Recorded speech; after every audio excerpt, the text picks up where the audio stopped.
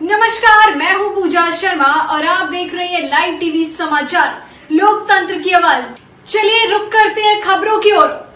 तलोद सलादपुर चौक उमिया समाजवाड़ी में NFSM योजना के तहत एक पोषण कृषि संगोष्ठी आयोजित की गई। किसानों को उनकी आय दोगुनी करने के उद्देश्य से कृषि संबंधी मार्गदर्शन और विभिन्न सहायता योजनाओं की समझ प्राप्त करने के लिए मार्गदर्शन दिया गया, जिसमें विभिन्न कृषि योजनाओं के हितग्राहियों को लाभ वितरित किए गए। कार्यक्रम में प्राकृतिक खेती करने वाले किसान श्री रौनक भाई पटेल ने किसानों को प्राकृतिक खेती एवं मॉडल खेती एवं मिश्रित फसलों के बारे में जानकारी दी।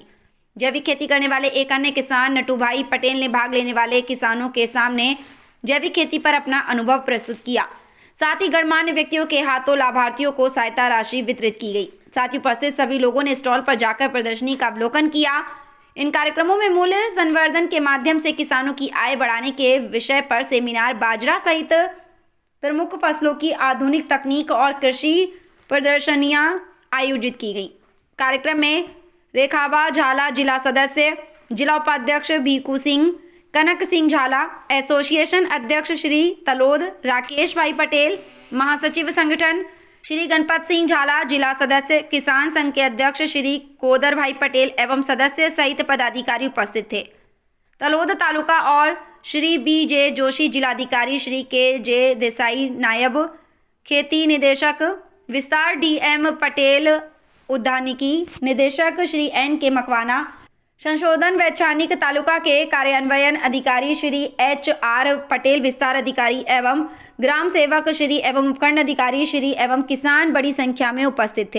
दिलीप परमार, तलोद की साबरकांठा से खास रिपोर्ट।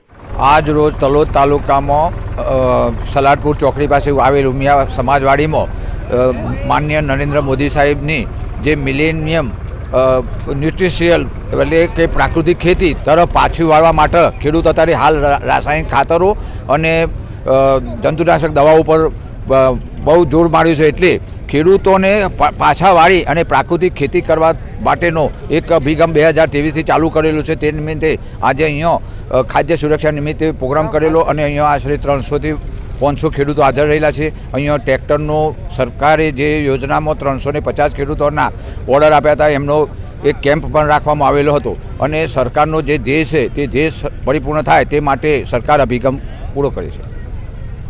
વડાપ્રધાન શ્રી નરેન્દ્રભાઈ મોદીએ જે 2023માં મિલેટ યર્સની ઘોષણા કરી હતી, એ દરમિયાન મેં મારા ખેતરની અંદર મિલેટ્સ ઉગાડ્યું હતું, કોદો મિલેટ્સ અને કાંગ મિલેટ્સ ઉગાડ્યું હતું।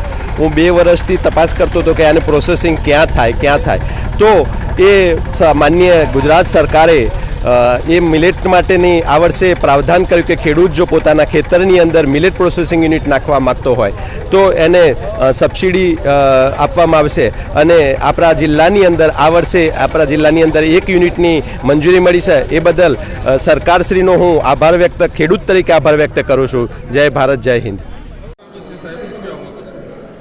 આજે તલોદ ખાતે સલાડપુર વાડી ખાતે આંતરરાષ્ટ્રીય મિલેટ યર્સ સંદર્ભમાં નેશનલ ફૂડ સિક્યોરિટી મિશન ન્યુટ્રીસિરિયલ અંતર્ગત આ એક ફંક્શનનું આયોજન કરેલ છે, જેમાં 500થી વધારે ખેડૂત મિત્રોની હાજરી રહી છે। જિલ્લા પંચાયત, તાલુકા પંચાયતના મહાનુભાવશ્રીઓએ અહીં પધારી આ પ્રોગ્રામમાં ખેડૂતોને માર્ગદર્શિત કર્યા છે। ન્યુટ્રીસિરિયલ અને પ્રાકૃતિક ખેતી બંનેના સુભગ સમન્વયથી ખેડૂત મિત્રોએ પણ અહીં પ્રગતિશીલ ખેડૂતોએ ખાસી માહિતી ખેડૂતોને પીરસવાનો પ્રયાસ કર્યો છે।